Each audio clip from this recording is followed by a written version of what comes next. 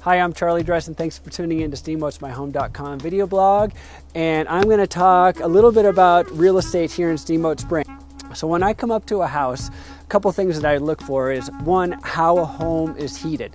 And there are three ways to heat a home as far as the energy source. First one is electric. The second one is natural gas.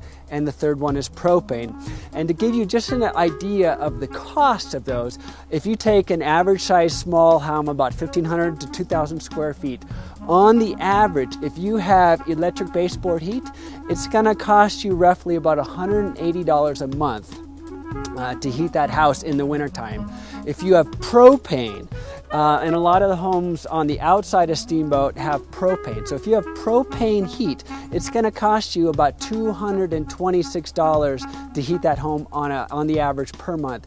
If you have natural gas, we're looking at about $79. So obviously heating source, the energy source with natural gas is much more affordable. Electric is second, and propane is a little bit more expensive. Now I'm going to talk about the heating systems. So within a house, we have basically four ways to heat the home. The first and least efficient is electric baseboard heat. Everybody's pretty familiar with electric baseboard heat. The second way to heat a home is with a furnace, a gas-fired furnace, so either natural gas or propane.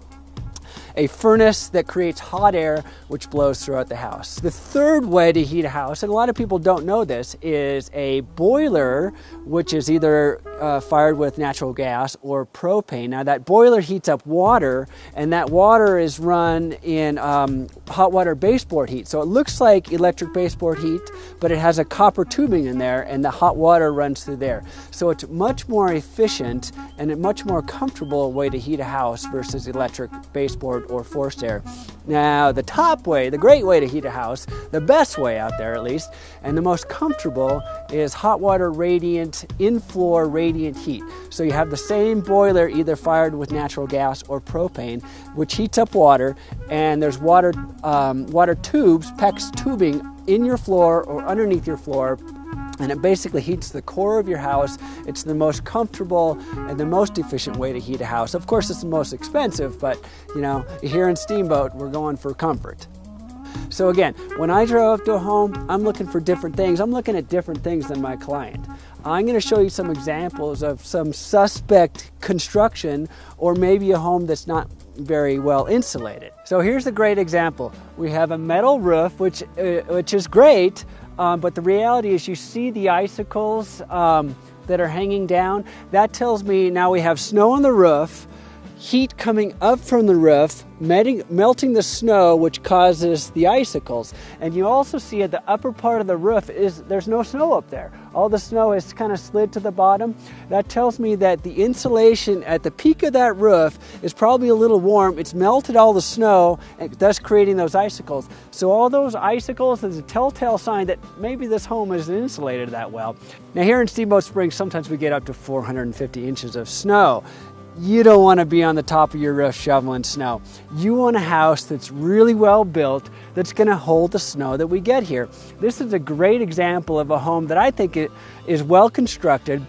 I don't see any ice dams. I don't see any big icicles. I just see beautiful, fluffy snow on top of this house. Now, icicles are cute and they're kind of cool to look at, but basically there's way too many icicles on this roof, and it tells me that something's going on here. And what icicles can happen is once the icicles are formed, the water can't pass through there and it starts backing up underneath the shingles and could possibly start having some water leaks within this house. You could also see the divots that are up by the house. You can see where the snow is being melted and thus creating the icicle. So this house, this insulation, I'm suspect to it. So if I walk up to a home and I see huge icicles all along one wall, that's telling me they have a lot of heat loss out of their roof. Or if I see fluffy snow all over the roof, that tells me a home is well built. So thanks for tuning in to SteamboatsMyHome.com video blog. Hope you learned a little bit about real estate in Steamboat Springs and construction costs and heating costs and all that stuff. See you next week.